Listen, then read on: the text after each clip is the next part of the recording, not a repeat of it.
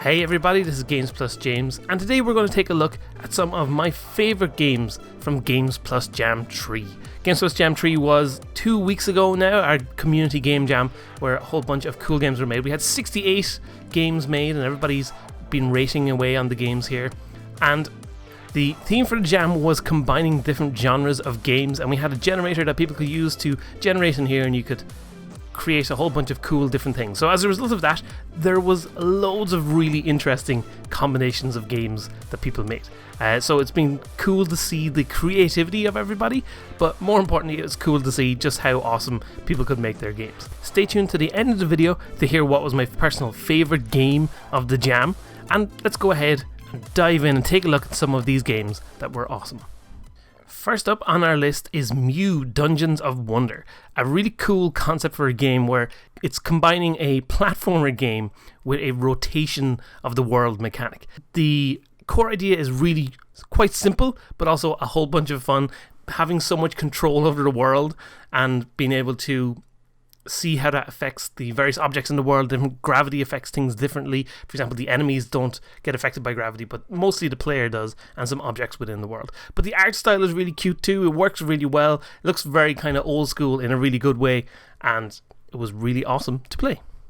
Next up on the list is Cube Swing, another platformer game, but this time, instead of jumping your way around the world, use your two arms to swing around. You can send your arms flying off into the distance, and the idea of this was really cool. Some of the level design was a little bit hard, but it was a lot of fun. There was also ways to kind of fiddle your way around the levels. You could kind of cheat your way around if you wanted to, but the core mechanic was really interesting, and I could definitely see this being expanded out further into an actual full game. Another really interesting 2D platformer game was Grid, a game which had a kind of vector art background, but combined, again, rotation, much like the game Mew Dungeons of Wonder did, combined rotating the world around you in a completely different way. So two very similar themes, but obviously handled completely differently. So this is really interesting. You get a really interesting mechanic where the world rotates around you. You have different gravity affecting you different ways. In the top left corner, you can see an indicator which shows the green arrow shows which way you'll jump, and the red arrow shows which way you'll move, left and right. Somewhat confusingly, a little bit later in the game, when you start off, pressing right will always go where the red arrow is facing, but later in the game, for some reason, that changes and it goes the opposite way around, so it's a little bit inconsistent. That was one of the minor issues I had with the game, but the art style works really well, it plays really nicely, and it's a really fun little idea applied to a game. But there wasn't just 2D platformers, there was also a really interesting 3D platformer game called SHROOM CRUNK. This was a really fun little idea. It's a very basic mechanic again, where you had the ability, if you double jumped in the air, it would place a mushroom down below the player that you would bounce on. You could bounce up high, and that's how you progress through the world and get around. But what was most fun about it was seeing the world around you. The art style looked really good. It fit together really nicely. I loved the little trail that the player leaves behind of mushrooms as they're going, and it had a really cool little story too. It has nice little cutscenes, a very brief little adventure, kind of evokes some of the same feelings as Journey if you've played that game, and it was a whole bunch of fun and really, really well put together.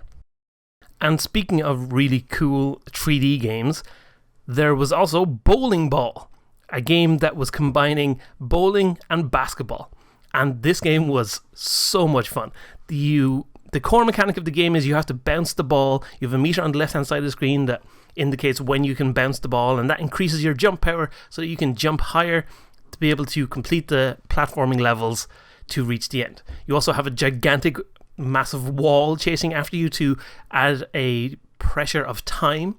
So you've got to tread. You can't just stand there for the whole time. You've got to keep on moving and keep on going. And I thought this game was absolutely fantastic. It was so much fun to go through. You had 2 attempts to knock down all the pins.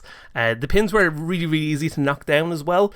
In a way, I actually think it would be fun to make them a lot harder. But this is one of those games I would absolutely love to see more of this in the future. To see this expanded out into a bigger game could be so much fun. There's so much opportunity to do crazy things with this game, and the environments that you could be jumping around are there's a lot of cool possibilities out there. So I would love to see more of this game. And speaking of dealing with balls flying around the place, is explosive steampunk pinball. So this is a really fun little pinball game. Pinball game is something that I've always wanted to actually do for a jam as well, so maybe someday we'll do something along these lines. This was a really cool idea. So the idea is that the spinning gears dotted around the level, if you hit against them with your ball, they go a bit faster, and if they go fast enough, then they explode and you get a whole load of bonus points. So a very simple core idea, but a lot of fun. The model for the area was quite fun. There was a few bugs, like for example, you could see the paddles on the left hand side of the screen spin around like crazy whenever they're fired off. And you could also occasionally get the ball flying off the screen and disappearing into strange places, but that didn't stop the game being fun, and a whole bunch of interesting ideas were presented in this game.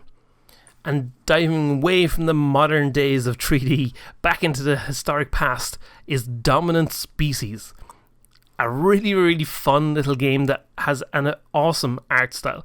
So the idea of the game is you run around as this little mouse or badger, I don't know what, not a badger, definitely not a badger, but this little mammal running around in dinosaur times, collecting little bugs and different stuff to hide in your little tree stump to help you survive the winter. And as you go around, you can see in the top left of the screen there's like a little indicator that shows when you're visible or hidden. If you're near an object like a tree or a rock or anything like that, you're hidden, but if you're out in the open, enemies can attack you, like flying dinosaurs and other various different horrible evil guys.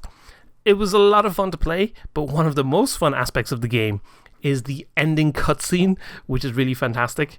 The cutscene is funny, really well made, and one of the best cutscenes that came out of the Game Jam.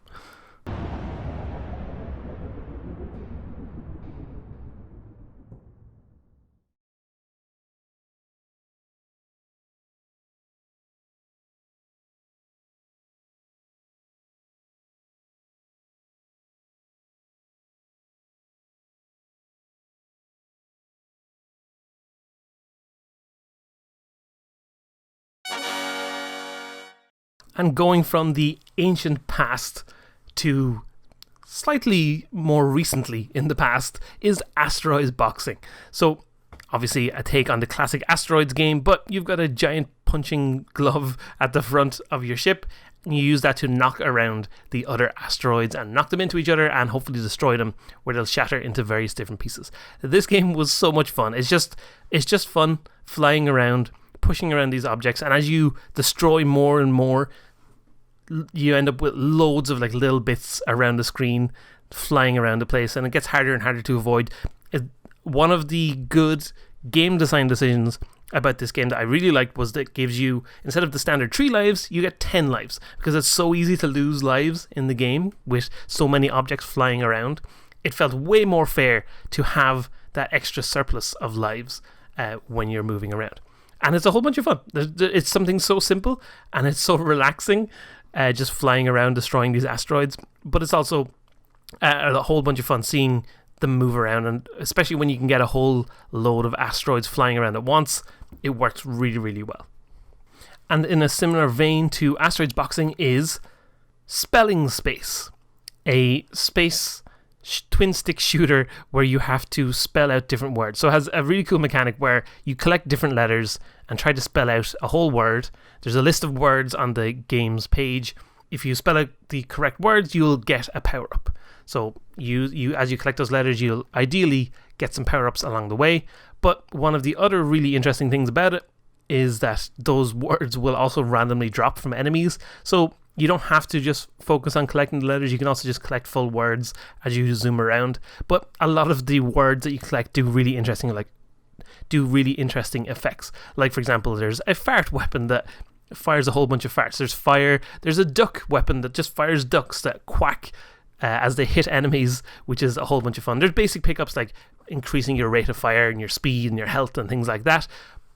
But there's also, for example, the Kappa pickup, which drops the Kappa head from Twitch and explodes it all over the screen in a really fun little way, and that destroys enemies and things like that. So a very simple little premise, but works really well. It's a whole bunch of fun. It's really interesting to see the various different power-ups that you collect along the way, and it works really nicely. Definitely one of my top games from the Jam.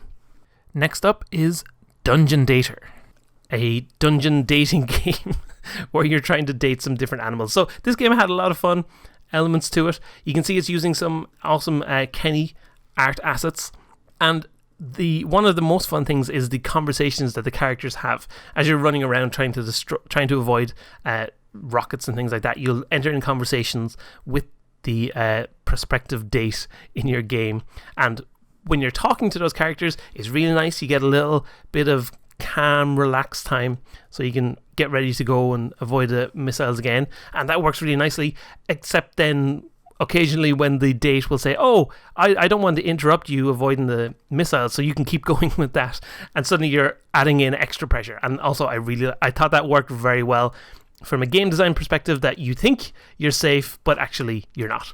But the game plays really nicely. It's a lot of fun, and trying to keep track of what the character is saying and what you're supposed to be doing to entertain them works really well. So again, another fun and simple idea, but implemented really, really well. Next up, we have Rogue Climber, a 2D climbing game where you try and progress from the bottom of the screen all the way to the top while avoiding various obstacles. It's a pretty fun game where you have to keep track of the environment around you, like blocks dropping down on top of you and various enemies appearing from caves to throw knives around the screen. The game gets a lot harder. There's an easy mode, which is very easy, and then when you jump to harder and impossible, the names don't lie about the difficulty. It gets a lot harder as you go, but it's a lot of fun too. I love the way that when you die, there's little different comments that appear from the little elves or gremlins, whatever they are, those evil creatures that are trying to destroy you. I love that leaves those little comments that kind of inspire you to try again one more time. But obviously in a game jam, you can't get everything working correctly, and this is where DIMULFEN'S Dungeon Escape comes in. This is a really fun little idea of a character skating around through the world, but there's always some kind of errors, and one of the things that happens in this game is that when you stop moving, your character will shake like crazy and the screen will kind of look like it's freaking out.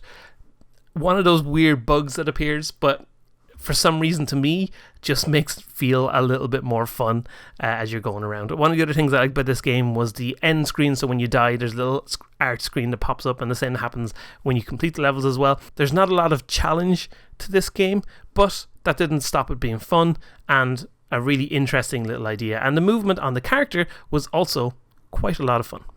And speaking of jankiness in a good way, we have Mass Genocide, a game where you play a whole sequence of chickens running down a treadmill trying to escape. Now, one of the core elements of the game is that every time you die, it leaves the body of the previous chicken in the screen for you to use to jump around and complete the level. So it's essentially it's a matter of seeing how many times you can, or seeing how quickly you complete the level with the fewest amount of chickens dying. So when I say jank, this is the fun kind of one where you have these characters rolling around and falling, and you're relying on random physics interactions of where they'll fall in the level to allow you to have platforms to jump on. But that works really nicely, and it's just fun. One of the really good things about this is you're not punished for dying, really. The only punishment you have is going back to the start of the level. The level isn't that long, so in essence, that doesn't really matter.